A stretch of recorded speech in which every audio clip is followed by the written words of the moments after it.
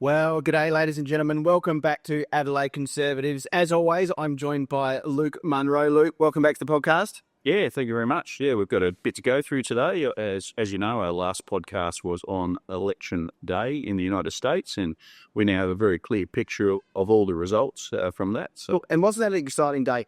We saw it happen in real time. We were watching the results stream in from America. We knew that it was going to be a good day for Donald Trump. I don't think we anticipated how good of a day it was going to be. well, no, yeah, we didn't anticipate knowing the result after a couple of hours. That's for sure. Other thing we didn't anticipate, but didn't think it'd take that long to work out the House races too. Like we're really only just locked that away now, which has got a clear majority for the Republicans. Yeah, and indeed. Domestically here in Australia, we've seen some pretty horrific scenes coming out of Victoria, things that frankly I never thought we'd see here in a country like Australia. But yeah, we'll have a chat about. I'm just glad it took our Prime Minister 2 days to work out it was a terrorist attack. I couldn't putting that out. And to be frank, here to be dragged kicking and screaming, it tells you a lot about someone's character and their conviction, how quickly they could come out and call these things out in the most strong sense they possibly can. And it just looks so weak to come out 2 days later, be dragged kicking and screaming to make a comment that every other leader was saying from day one. Yeah, no, this is true. And of course, we've also got the Australian versus India Test Series here in Adelaide as we speak at the moment. We're just having a chat before the sixth wicket has fallen on day 3 here in Adelaide. So we'll probably be checking our phones and covering that. But I'll tell you what, this Indian side, there's a lot to like. Yeah, no, very, very, very good looking side, especially Perth. I mean, I was a bit concerned, I was a bit concerned for them coming into Perth after what happened in India against New Zealand. But obviously that just shows the difference having Boomer in the team. It just changed the dynamic altogether. And they're, I was a bit worried about this test match. Well, it looks like it is going Australia's way, but it's set up for a very, very good series. It is a very good series. And I'm thinking about the next game will be in Brisbane. Yep. And then Boxing Day. If you could set up a thrilling Boxing Day test. Yeah, that's right. Yeah, it'd be a nice change to have a thrilling Boxing Day test. It's some pretty average ones over the years. It has been.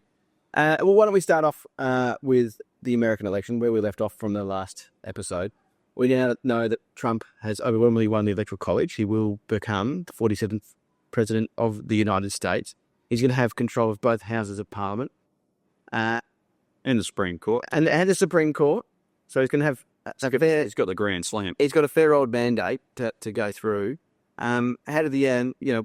on our podcast, we were talking about the Senate race. How did it end up? So, yeah, 53-47. Well, it's really 53-45, but 2 independents caucus with the Democrats. But so, yeah, they've got that covered. That's obviously going to make it a lot easier for all the confirmations to go through. I reckon the next 2 years you're going to see more confirmations, more judges appointed than you've ever seen in history because he's got a mandate and he's got a majority in both houses. Yeah, and he's got a large bench ready to come in. And in all the positions that sort of sit in the executive of the American government, there's a lot of people that are in their 80s, late 70s, who are holding on for these very moments where they know that they can comfortably retire and hand the hat on to the next person. Yeah, well, I mean, I think you look at Supreme Court, I think Justice Thomas, I wouldn't be surprised. I think he's been hanging on to see if Trump can win. I would not be surprised if early next year he pulls the pin, knowing that there will be another conservative justice coming in. But he might have hung on for another 4 years if it was Kathleen Harris. He could pretty much pick his replacement. I think if he sat down with the president and said, "Sarah, I'm going to pull the pin. This is the person I think is going to be great for the job." I think it's already been decided, and I'm sure it would have been. Yeah. But, all the other appointments that he's already announced through his cabinet and who'll be secretary of whatever, starting to roll through. Any surprises? Oh, Pete Hegseth's a bit of a surprise. I think Matt Gaetz as well. Matt Gaetz, yeah, I don't think that was ever going to really happen. I don't know if he just, I don't know if that's just Trump's humour. You put him up just to get NBC and CNN all in a stir. I think it was more of an statement. Who wanted withdrawn, a few days later. I think Trump knew he was always going to have to withdraw with everything going on. Yeah, I think if anything else, it was a statement from Trump to say, "I'm going to do this term. I'm going to be doing it my way. Yeah, take it or leave it. This is me, and I've got the mandate to do it." Well, look, with the defence and Pentagon position, if he gets Pete Hegseth over the line, I mean that's going to be an earthquake through the industrial complex.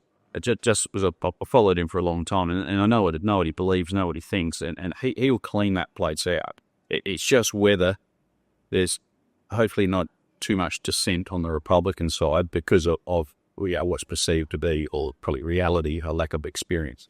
Yeah. But also the proposed the FBI director, who was I'm trying to remember the name now. No, you got me. Yeah, for a couple of years. No, there's too many names. But in every position, they are bold announcements. Yeah. And people that will be trying to get this deep state stuff under control in America. People who are definitely captain's picks, but they will be getting through, and it's going to be fascinating to watch. Oh, the first year of this administration. What about he invented Doge department? I mean, that's probably the biggest one of the lot. Doge, I love it. It's like Elon Musk and Vivek Ramaswamy.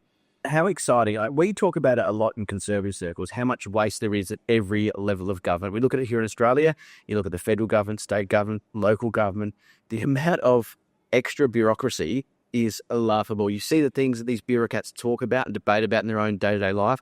There is literally thousands and thousands of jobs that are superfluous to the needs of the people, that are sort of self-inflicted to be in there by bureaucrats who are trying to build their own careers, build their own capacity. And, you see it, I've seen it on people's resumes when they apply for jobs. Oh, I manage a team of 250 staff. Yeah. Why are you bragging about that? I look at your budget and what you have to deliver. And if you've got a really low staff number, that's where I'm going, hey, this is pretty impressive. But they brag about how many people they manage and the team and the empire that they're building. And it's this self-fulfilling prophecy that government just becomes bigger and bigger and bigger. And the fact that they've now put out to a point of Vivek Ramaswamy and Elon Musk, what a partnership. Yeah. This is very, very different individuals, but yeah, very, very, very highly intelligent individuals too. Yeah. And I'm excited that they both come from private business. They know how to run a business. So efficiencies is what they are all about. I mean, particularly when you look at Elon Musk and what he's done with Twitter and X. I mean, what percentage of staff did he get rid of? 90%. 90% of staff. Clearing it out. And that platform hasn't had any disruptions to services or anything like that. People debate if they should be doing more in censorship, and oh my goodness, isn't that interesting? That's why I bought it, for it to be a free speech. Well, when you stop censoring people's speeches, as he said, it's funny how many jobs you can get rid of. Yeah, that's right. Yeah. No, they're basically most of the employees that went in the old Twitter, it was the censorship department. The thing I'm really excited about this department, because obviously being from outside America, the efficiencies is their taxpayer money they're saving. You'd be interested in what doesn't help us necessarily for our back pocket. The one thing that will be really interesting to see is we'll start to learn all these individual stories of government waste. Starting to hear a few of them already. You go, there's a person on $120,000 a year whose sole job is to research X, Y, or Z, and you're going to go, I think the American people are going to learn a lot about what their government does and realize that they die, so their money. Yeah, no, 100%. I mean, we have that same issue in Australia, and it's not. It's when it comes to left-wing or right-wing, if you like, governments, the reason why whenever there's a left-wing government, bureaucracies explode and government employees explode is because they fundamentally believe that the government needs to run your life. You need the government. And that's the difference with the sort of right or the more conservative side of politics. They want you to be able to control your own destiny. So therefore, you need less government employees, less overreach, and that's a real key difference between, I guess, the two ideologies. And I think you look at the biggest increase in employment. Like Albo keeps talking about in Australia about how the employment or unemployment rate's low and employment numbers are through the roof. They're nearly all government departments. Like you've got to look at it like, why do we need all these extra government department workers when the services aren't getting any better? And that's where in America they've got a real opportunity to gut that and just get back to reality. Get back to the bare basics of what people expect of their governments. Yeah, provide the services. But you don't need someone like, you don't need 30 people in a DEI department to make sure one person out somewhere in the middle of California is not offended. When you look at a federal government, I think what the people expect is that they have control of your borders and your sovereignty. Yeah. That they have a strong military that keeps you safe from any foreign threats. Yeah. That you have a fair and just tax system that keeps taxes to a minimum. So basically I can spend my money on what I think is best for my family rather than a bureaucrat in Washington to decide what is best for my family. Yeah. And that's the core things that you expect your federal government to do. And yes, there's going to be parts on the area that you talk about, medications and healthcare. If there's good discussions to come of where you sit in terms of, you don't want to leave people behind completely that can't do these things themselves. Having said that, the people that can, they're the ones that deserve, a step up rather than a handout. Yeah, that's right. Well, yeah, you talk about health, like RFK Jr. That's going to be a challenge, I think, to get him confirmed. But that might be one of those recess confirmations, is my gut feel. But it's really strange that for the first time in my life, I've seen experts coming on American TV stations talking about the risks and the lack of need for fluoride in water. I never thought I'd see the day. It's amazing since it's become apparent that RFK Jr. is going to be the Secretary of Health. Suddenly, it's age to talk about that. Yeah, no. I must admit, the fluoride in water is one that always makes me laugh, and we've spoken about this before. Back when I was actually deputy mayor at Onkaparinga, I had the sovereign citizens come into the council meeting. Yeah, and they had these papers that was actually signed by a lawyer, a practicing lawyer, who accused me of crimes against humanity for putting fluoride in Onkaparinga's water streams. Oh, look, I don't think you should be charged with that. Although the ICC, with some of the charges they're putting out, you might be up there. I might be heading off overseas, but to face those. In Geneva, I was actually supposed to go and face. But the funny part of this was, as a local council, the state government has the drinking water aspect. We had the wastewater. Yeah. So my response then was very clear, saying if you're drinking the wastewater, fluoride is the least of your problems. Yeah. Absolutely. But yeah, it'd be really interesting to see what comes out all of that. Obviously, these confirmations we wait.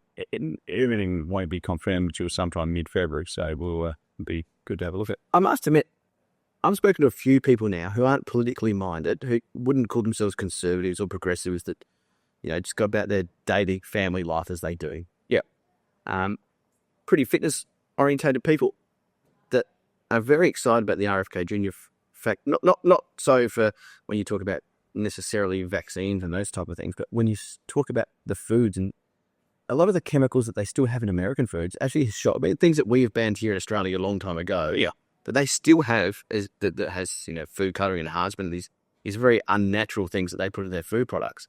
They are the world's economic superpower, but they have obesity through the roof. They have all these health problems that you wouldn't expect a developed nation like them to have. No, that's right. And I think that's got a lot of people involved that said, I reckon I would have voted for Trump on that basis. Yeah, look, when you're in America, one thing, and it's just a small thing, but one thing I did notice, you look at Fruit Loops and stuff here, and they're kind of like, the picture on the packet's really bright and like rainbow colours, but when you look inside the packet, the colour, they're all those sitting out in the sun for a week. In America, what's in the packet looks like what's on the box. Yeah, so I'm no chemist, but I don't know what the hell they're putting in that to make that. Like, there's got to be some other additives in there that we just don't get here. And the fact that it's not in other countries, it has you saying that, okay, some countries are regulating and stuff and saying, hey, whoa, why? Some of them are like byproducts from petroleum.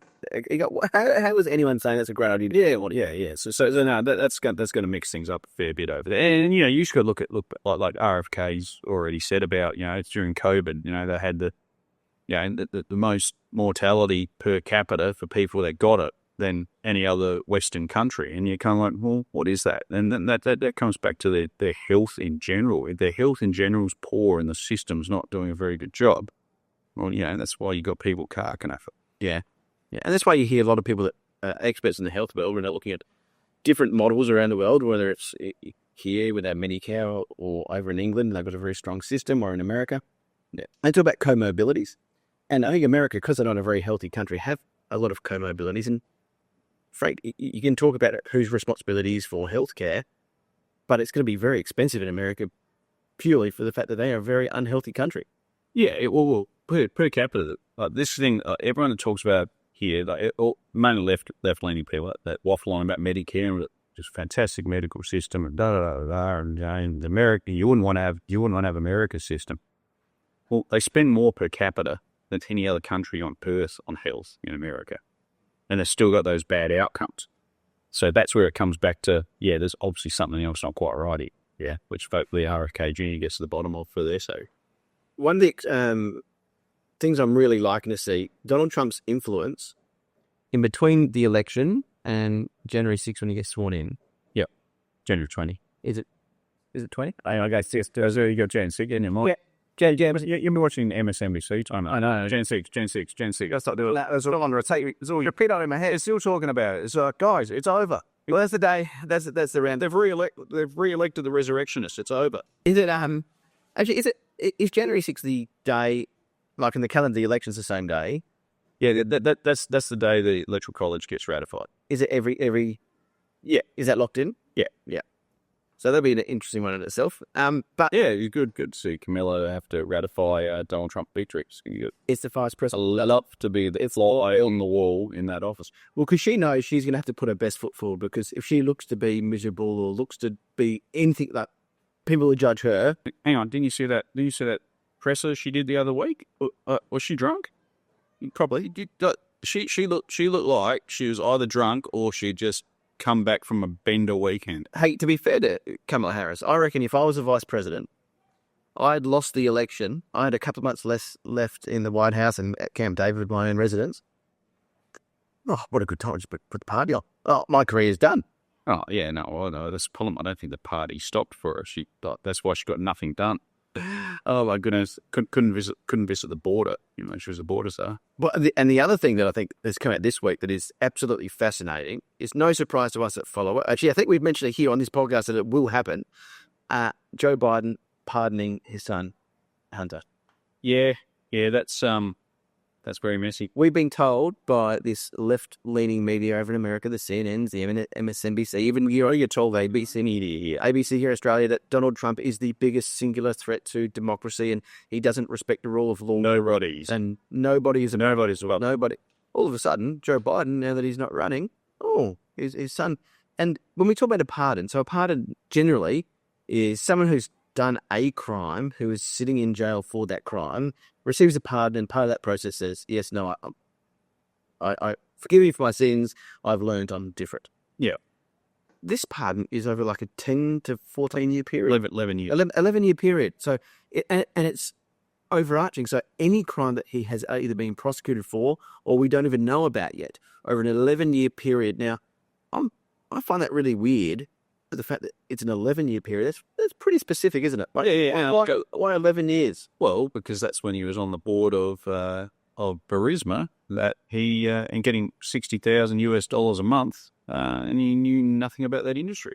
He knew nothing about the industry. It's $60,000 a month. Yeah. What is it? Why would they want him on that board? Well, yeah, I wonder. He's got no qualification. And why would he's a drug addict? Why would his dad go over there and tell him to sack the prosecutor? And that was looking into Burisma and all that sort of stuff. Yeah.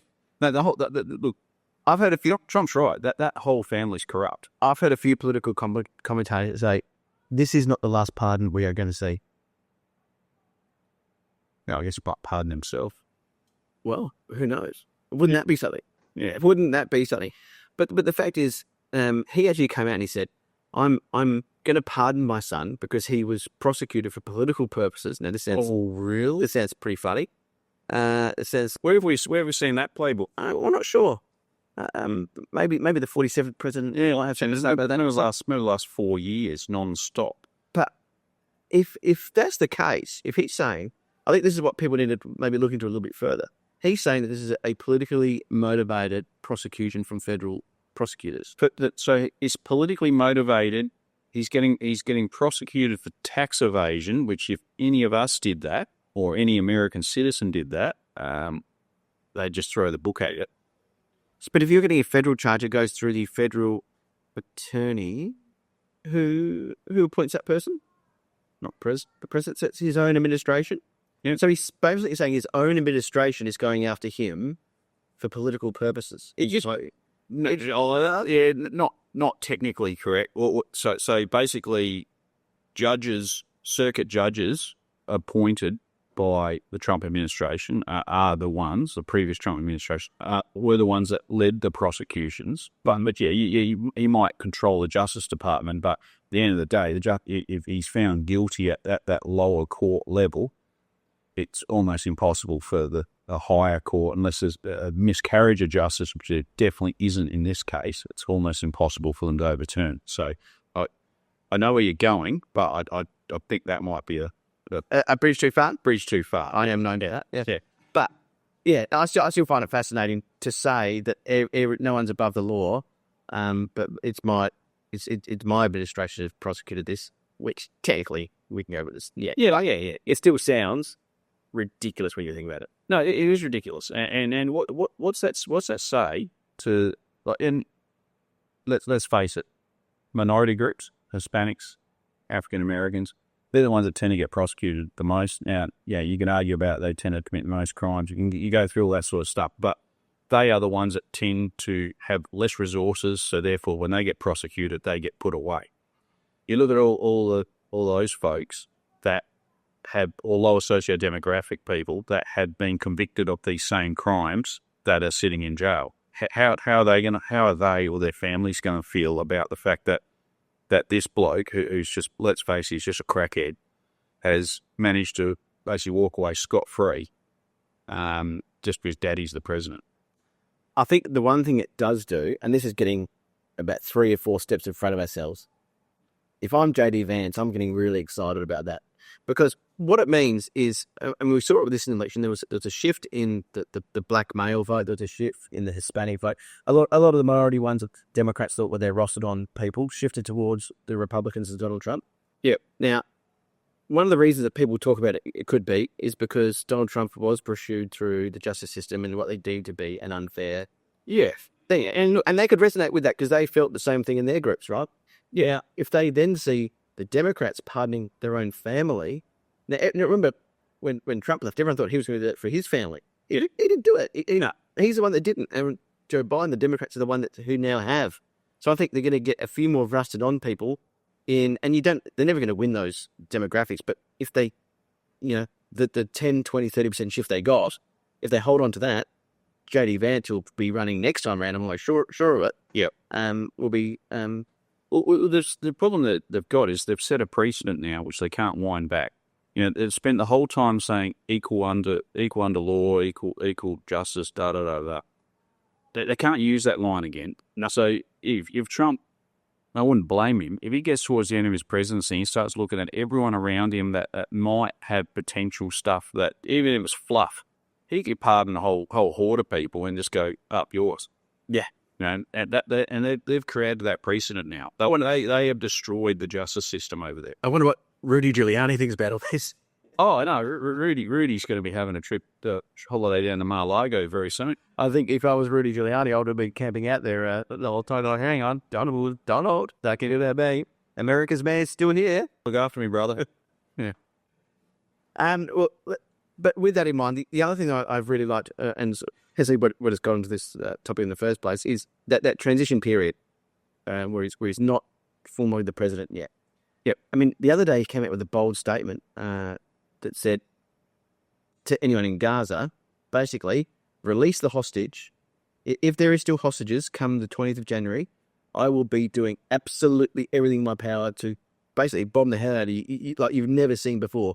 Those hostages need to come home. And there's not been enough talk about this. We talk about Anthony Albanese and Penny Wong and, people over in America. To be fair, I think even Biden has been better than Albanese and Penny Wong on how they treat Israel. It's not hard. But world leaders have been pretty fluffed on this. And I think the one thing that they keep on talking about is that Israel needs to show restraint. They need to be talking about that the terrorists need to return these hostages. Because if that was in our country, if that was here in Australia, and someone had taken hostages from our loved ones, our women and children, I would be demanding that our government do absolutely everything till they get home. Yeah, no, that's right. But that's what's been lost in that whole, I guess, the whole Israel-Gaza thing is the fact that these pricks went across and took 250 hostages and slaughtered a whole bunch of people. And yeah, okay, that a lot of people are dying in Gaza too, but that's because of that. Like it's sort of it's terrible when anyone dies, but this is happening because of Gaza's leaders. If they had have returned the hostages already, the international pressure to calm down and have a ceasefire would be absolutely immense. It would be happening right now. That's right. Yeah, if they release the hostages, then yeah, like a game over. I'd be saying, why are you continuing this? Yeah, like this has got to end. But the fact that they've still got the hostages, the fact that most of the hostages, as it seems, have been held by civilians themselves, the whole thing's just a shit show. And that waters down, all these comments seem to be pretty benign in their entirety. If you hear an Albanese or a Penny Wong or a Kamala Harris sort of say that, Israel has a right to defend itself and industry restraint and humanity. Yeah, right. You can defend yourself, but yeah. So they all seem pretty benign comments. Okay, individually, okay, whatever, fair enough. What it does, it emboldens the terrorists. It makes them feel like it's a bit of a wink and a bit of a nudge saying, hey, keep going. We're not actually going to go hard on this. This is unequivocally unacceptable. And if you don't stop doing what you're doing, you're going to have some serious ramifications. The fact that there's not that strength has made this stuff go on way longer than it needs to be. No, and that's what's going to change January 20th. Like, I mean, just look at what's in the last week, what's been happening in Syria. You've got there's this RTS group, basically Al Qaeda reborn. That's sounds like from what I was reading this morning, they're on the doorsteps of Damascus. So I mean, it's incredible how fast this is. In a week, you've got this. You basically got Al Qaeda, or what's rebirthed Al Qaeda, about to take control of the whole of Syria, and you got to have that sort of situation happen. January 20th, Trump's already said, I'm not interested in it. I'm not going to get involved. It's sort of tough titties. But you're going to have places like, look at Iran and Russia. Like, they're powerless, absolutely powerless to do anything about it. For all we know, we'll know in the coming days, I reckon Assad's already in Moscow. He's fled. He's fled that place. Yeah. And that's where it's going to really change January 20th, because Trump's not going to get involved in there, and that's just going to be literally a constant civil war there with ISIS fighting is RTS mob, and then you're gonna have Netanyahu finishing the war in Gaza, and the Americans are just going to Trump administration will let him do what he needs to do to obviously try and get those hostages. Looks like Hezbollah is basically eliminated, really, as a military force. Anyway, they're still there, but as a military force. And this, I guess, where I'm going with this is, look at what's happened. Like that airstrike that the Israelis took out or carried out on Iran about a month back. I just really wonder how much damage was really done, because Iran's been completely inept since this attack on Hezbollah, since this current situation in Syria, where they are allies of the Assad regime. They're just not able to. They've got no air power. They've got no ability to intervene. When you look at the communication that's come out, it's in both of their interests, both Israel and Iran's interests, to downplay what the damage was. Because Israel don't want to speak too much about what they're doing militarily or strategically, or what they've actually they've hit or targeted, or what they know, intelligence they've got. So they want to protect that as much as they can. And Iran are doing it on the flip side. They're going, we are severely wounded here, but we can't project weakness. They can't project. So both countries that have probably, I think, downplayed the amount of damage that was done. How many aircraft are involved in that? 160. So if you've got 160 aircraft, I'm guessing a lot of those aircraft are things like the F-35 and stealth. Yeah, F-35, F-35s, F-15s. And they use their pretty stones. Pretty precise. The thing that, what we do know about that strike is most of the ordnance were launched from over Iraq, so all long-range ordnance. So Iraq was basically turning a blind eye and a little bit going, no, Iraq's inept. What's Iraq going to do? They wouldn't have seen half these aircraft. It's true. So Iraq's basically an ally of Iran now. I mean, it's basically Iran Mark II. Yeah, it's been run by the Shias, and no, they wouldn't be able to do a thing about it.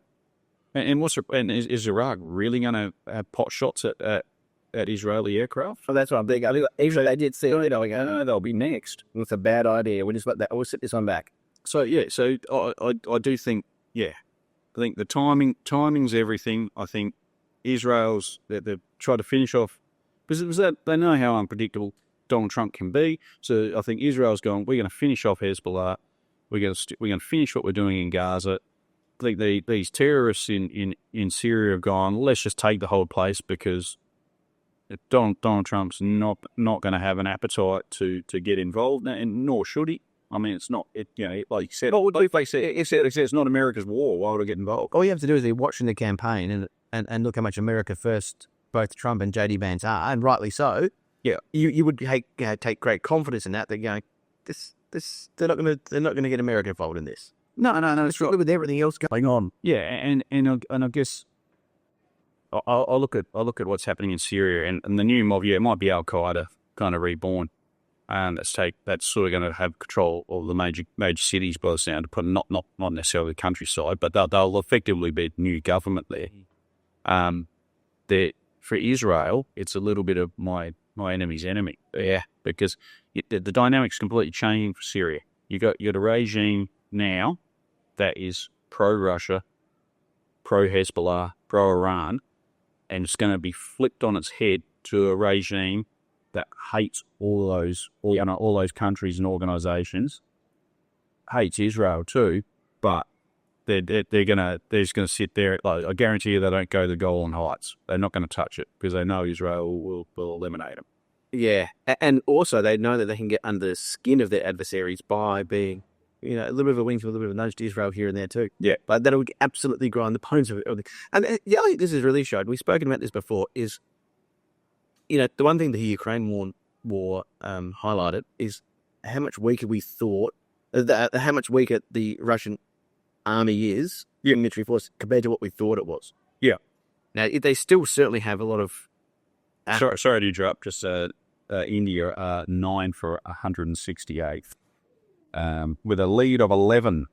So I think it's pretty safe to say Australia are going to win the second test at Adelaide. I can tell you what, if they end up with a lead between 10 and 20, the person who is absolutely hating the fact they need to go back in Mick Sweeting.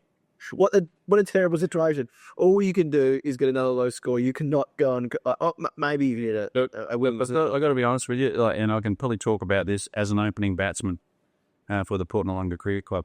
But as an opening batsman, there are just a few times that you just do not want to go out and bat. And that's when there's a short total to chase, or there's 3 or 4 overs left in the day. It's just like you'd prefer to gouge your eyes out. Would you? If you had 11 runs, would you send in the night watchman to win the game? If you had 11 runs, they won't, but if you had 11 runs, you'd send Pat Cummins and Mitchell Stark out there just for a laugh. Yeah. To have actually, Mitchell Stark can hit a ball.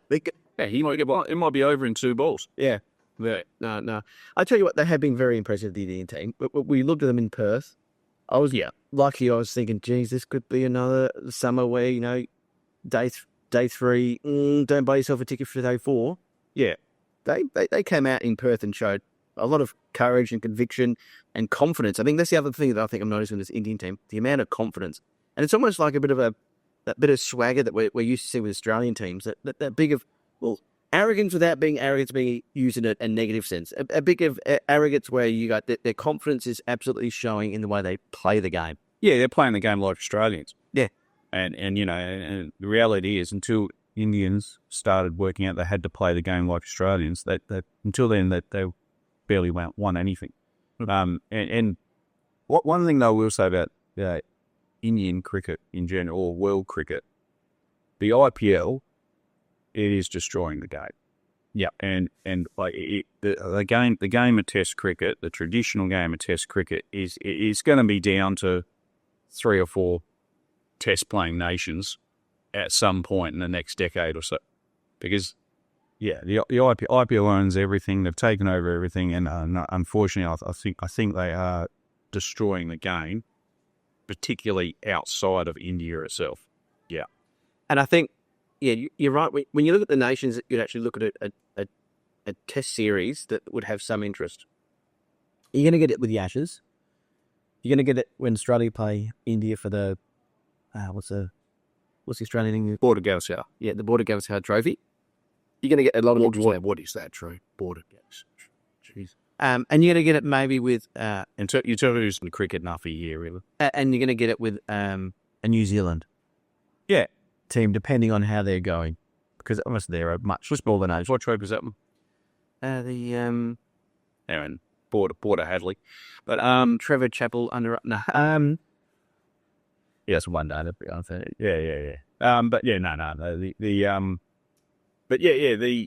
It's you got those rivalries, and they're always going to be good.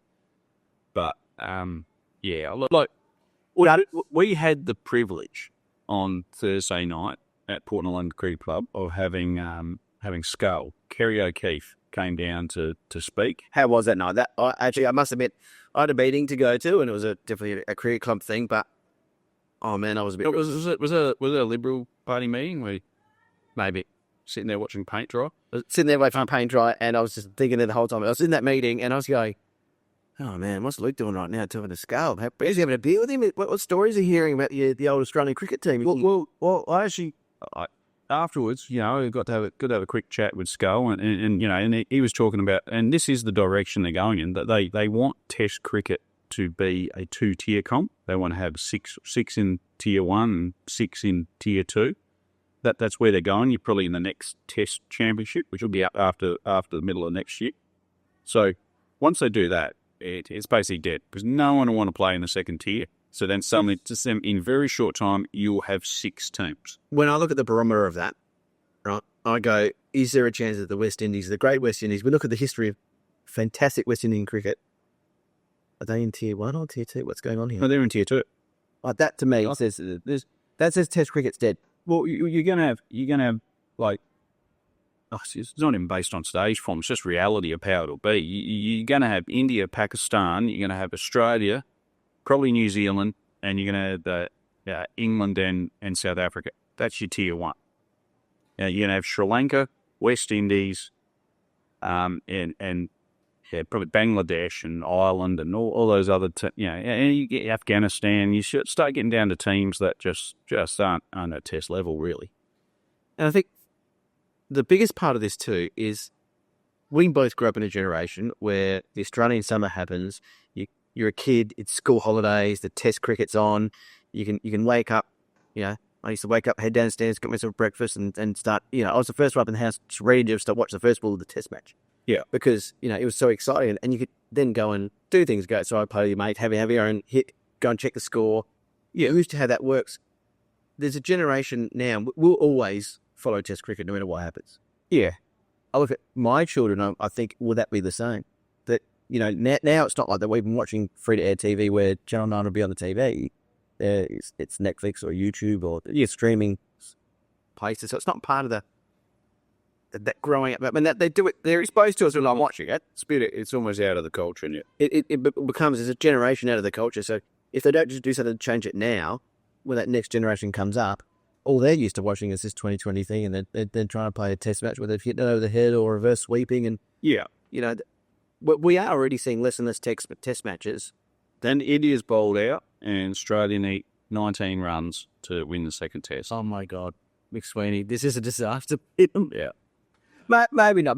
If he can last and make 7 runs and they win the game and he hits a winning single, How do we turn Adelaide Conservatives into like grandstand? Oh, we're just done that, haven't we? Yeah. Yeah. Well, we obviously had a passion in cricket, but yeah, it's got to be sitting there. I mean, the other thing is, I was sitting the other night up as the paintball test here at Adelaide, so I was sitting at night time, watching the TV with my 6-year-old. Yep. And Hudson likes to watch sport. He asks a lot of questions. He's at that age where he doesn't quite understand all the rule, and Test cricket's a bit more. And I think the very unique thing about Test cricket is trying to explain to a 6-year-old, but then ask the question, "Who's winning?" Oh yeah, no. But that encapsulates Test cricket. Who's winning? Well, it's funny you say that because I'm not actually really sure. Well, I was there on Friday, and same thing. Like a few of the guys from the cricket club, and one of the guys had his young son there, like 8 or 9 years old, and it's same thing. It's like every half an hour. So who's winning? Yeah. Who's winning? It's like, well, he came lots to the football with it. It's very clear who's winning. yeah. That black and white world of Glenelg was winning, so that's fantastic. We're all happy. Well, I said to this young lad, and just in jest, I said, "Well, in 3 days' time, I'll tell you." It's like, what? Actually, it was last night we went out on a date night, and my in-laws came round. And, For the date night. it's this thing we're into. They obviously looked up for the kids, and me and Ash went out. Yeah. And the father-in-law goes, "Hey, I've got corporate tickets on Monday to the cricket." Yeah, you won't need those. Yep. I said, that's done. Yeah, that's that. Well, I was considering going tomorrow, but not anymore. It's going to be over within the next 20 minutes. The other thing that I'm really liking about this Indian cricket team is they are showing, as I said, they're showing a lot of confidence and arrogance and that bit of swagger that we associate with an Australian team over history. I think it sort of encapsulates where India is as a country at the moment. Yeah.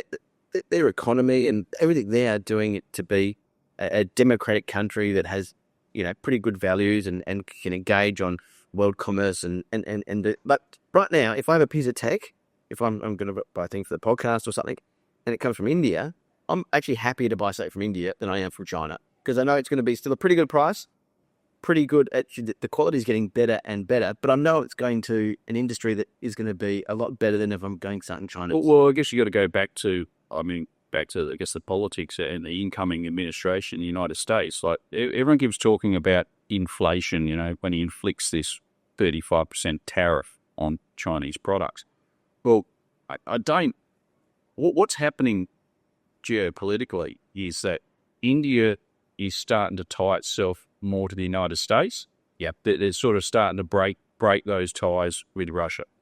So, and that probably started in the first Trump administration, like really noticeably, like even just their military hardware, just stuff they used to buy off Russia.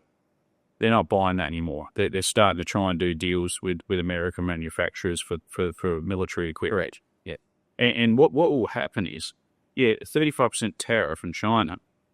Only person that's going to hurt is China, because you've got India there that desperately want that market, that they can produce the same goods, they can produce them at a cheaper price now, because, let's be fair, the Chinese economy over time, is ahead of the Indian economy as far as what GDP per person, all that sort of thing. So that they've got the ability to produce a product now cheaper and probably better in a lot of ways than China.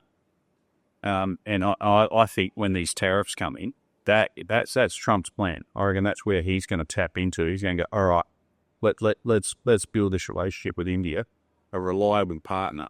Something's a place that's not a communist country. Well, particularly when you look at technology, right? So if you're America, there's certain things you get things manufactured in China, but there's certain technologies or information you won't want to share with China for the manufacturing side because you're handing over good information to an adversary. But you won't see that as much with an Indian version. So I think America will be more confident. They're still going to hold on to things, but they'll be more confident sharing information and technology with India in a partnership than they are with China. And that's going to be in a consumer base linked to better price and low prices. I just think there's China's got away with murder for the last 30 years. They basically produce, in more ways than one, but they basically produce, literally another from, they basically produce products, invite companies in, and there's obviously a share situation with the government, but everyone except Tesla, which is strange. But even BMW, Mercedes, their factories have to be half owned by the state. Yeah. So over there, what they've done is they get these companies in there. They have half ownership. They have their people steal the technology, and then they use that technology for their own good, for their own purpose, and just completely ignore international copyrights. You won't get that with India. Like India's, I guess they're more consistent with Western norms as far as how you go about business. Yeah, that's where to be very. That's where everyone gets excited about these tariffs. Well, you got India there. You even got Indonesia. These tariffs, your other countries that are, they might not necessarily be just like allies, but you got friendly countries that you will be able to get these goods off rather than getting them essentially off your enemy. Yeah, which is the diversity that we need to see in terms of the foreign commerce. I mean, we talk here in Australia, as soon as, to tariffs, look what they did to Australia with the wine and lobsters, seafood, that they ruin us because we were all in. Well, the crayfish is still there. I mean, it must be, geez, you suck having a crayfish farm now because the only time of year you do any good will be Christmas because you can't export them into China. So without 100% tariff. But that's the good thing about this now. When you're diversifying how we sit in the world economy, it's only going to be good. You can't be eggs all into the China basket. It's not going to work. And in terms of particularly the fact they are an adversarial government, they can flick a switch and absolutely do ruins towards your economy. Now, nothing says this more to me than the hypocrisy of the left when you look at China and you look at these tariffs. So over in America, Donald Trump is looking at these pretty hefty tariffs. Yep. And it's the left who are arguing, saying this is going to be terrible. Now, Well, they don't understand how tariffs work, I think, is part of the problem. one, they don't understand how it works. But if you look at this whole green industry stuff that we've been seeing, Yeah. if you want to oversimplify it, but basically, in Australia, in America, we're going down this absolutely fast shift towards renewables. In Australia, crazily, we're trying to go this renewable-only approach. Now, that has made our electricity. Yeah, but it's worked in so many other countries. Nowhere in the world. But what it's made is our electricity higher priced than any other developed nation in the world. It's meant that our industry and manufacturing jobs have absolutely fallen, diminished, almost gone. We then out the door. It's the most reliable form of energy. Exactly right. Just ask the environmental minister. Chris Bowen, he'll do it. Yes, say. But what that means, right? So, in terms of if you think you're actually benefiting the environment with this, just be really clear that every one of our products, probably in the technology we're using for this, just because there's no other option at the moment, is coming out of China. We're outsourcing all the things we're buying in. You look at everything's bought online now, we're outsourcing this to China. We can't manufacture it here because we've got really expensive energy. We still get those same products. It's not like we're not making them anymore. We're getting them from China, who are opening a new coal power station every week over there. So, Yeah. so to think you're saving the world for these policies is absolutely ludicrous. All you're doing is you're enriching an adversary. You're still polluting the world by doing it. And you are hurting mum and dad businesses, pensioners here in Australia who are struggling to turn their air conditioner on in this hot summer. It is madness. Yeah, you got to remember, but they're an adversary, but they don't play by the rules either. We can't export a product into there without some sort of tariff, some sort of restriction. Yet when it comes the other way, it's all just we'll only export that product. So we've kind of created that scenario ourselves a bit. We've accepted the crap from them, and we just sort of nod and go along with it because we want to export, whatever we want to export to them. I mean, you got to have a level playing field or just not play on that same field. But we dig up the raw materials and we send it over to China for them to manufacture it, including our coal for the cheap energy, and then we buy it back. Yeah, they make the steel over there and send it back to us. So it's ridiculous. It is absolutely ridiculous. Tell that to people in Whyalla at the moment who are still struggling. It's going to get a lot worse over there in Whyalla, I can tell you that. But he's going to fire up one of the smelters. Oh, that'll fix it. Yeah, I'm like, okay, no worries. That's going to make a big difference to that town. I in Australia, we can still buy a $80,000 house. Well, how about in New South Wales, over the last couple of weeks, we've had 32, 33 degrees, hot, but not anything compared to what our summers will get here in Australia. And you've got the Premier and you've got the Energy Minister saying things like, if everyone can make sure they turn the air conditioners off at a certain time or not boiling their kettles, or we are a developed nation here. Yeah, we're a very wealthy nation now. And also, when you hear that, you go like, "Are you kidding me?" It is ridiculous. And the one thing that resonates, I think, a lot of people talk about the Trump campaign and how that went and what will be the transferables to the Australian campaign. And one thing is, are you better off than you were 3 years ago or 4 years ago as it was in America? That'll be one thing that will resonate really well, and you could take that campaign strategy and use it here. The other one that I think we've got to start talking about, nuclear is one thing, but also drill, baby, drill. Like, we have got so much natural gas. We are floating on natural gas in Australia. Yeah. We are literally building a station at the moment to import it because it's too controversial to open any new gas mining operation because you work in some Aboriginal heritage or some other reasons that the left use. There's always a fantasy about some story or something, that Drill, baby, drill. Because if we have cheap and reliable gas underpinning our system, hey, we might have some more manufacturing. You might have more jobs rather than sending off to overseas where China would do it and they would just use coal to do it. it is the most practical, cheapest solution in the interim as we move towards a nuclear future. That is just, if you want to see your electricity prices drop, drill, baby, drill. I think that's the other thing that Peter Dutton needs to start saying every second prep conference, drill, baby, drill. But the trouble is, though, that we, and the West does it in general, like this whole climate thing and this whole save the planet and net zeros and all that, it is just a crock of shit. Like we literally export. If you believe in that stuff, we're exporting our problem to other countries. Like we're not getting rid of it. All we're doing is exporting our emissions to other countries to produce that product for us. The emissions not going away. We're exporting stuff to other third world countries so they can make it, they can emit, but we don't have that guilt about our own emissions. The whole thing's it's crazy. Yeah, and I think the left like to live in this utopia where they're thinking that over our ozone we don't have any CO2. It's all sitting over China.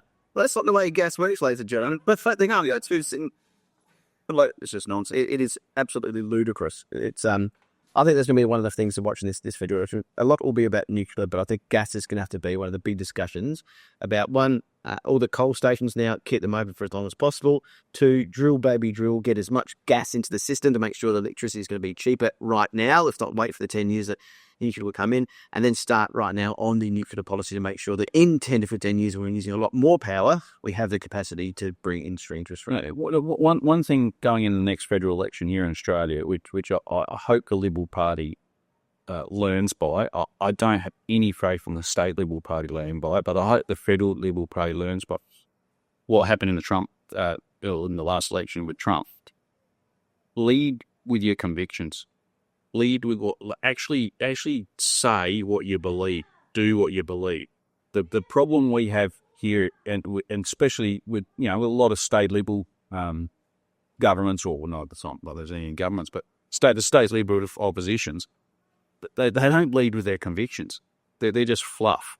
And I mean, we had that here in South Australia too. Like just some of the things that have been happening already under the new leader.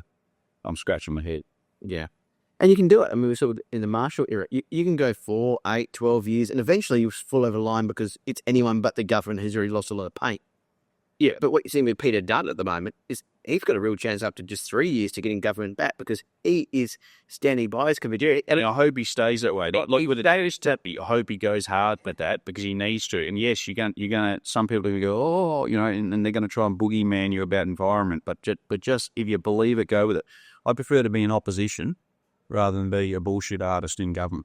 Yeah, well, I'd rather lose an election than win an election and lose my own values. Yeah, that's right. Yeah, and I think there's not enough of that. And not enough of that in politics in general, and I think particularly across the country, there's not enough of that on the conservative side of politics. I am excited about Peter Dutton for that reason. I think he is I think that's just inherent in his nature. Yes, there'll be some things around the edges that will be smoothed over being a leader of a country, but I think policies in the absolute nature, it's in his DNA to be like that. He is who he is, and I don't think you're going to see the shifting chameleon type politician that you're going to. He can't do that. It's not in his DNA. He won't be able to achieve that, so he's not even going to try. Yeah. No, but I hope you're right. Yeah, I hope so too. Anything else happening locally here? I mean, this is Adelaide Conservatives. Anything local here in South Australia? Well, yeah. I guess we had the by-election. Black by-election. That was a very, very successful campaign for the Liberal Party. Oh, yeah, sorry. Yeah, you picked a Green to run in a middle to upper class seat, and you wonder why it all blew up in your face. I mean, that was a disaster. It was a disaster that was I've heard from people within the Labor Party who said they were gearing up for a fight, they were gearing up for a battle, and they heard who we pre-selected as a candidate, and they pulled back. They didn't spend as much money. Yeah, there's time and resource. All they had to do was regurgitate.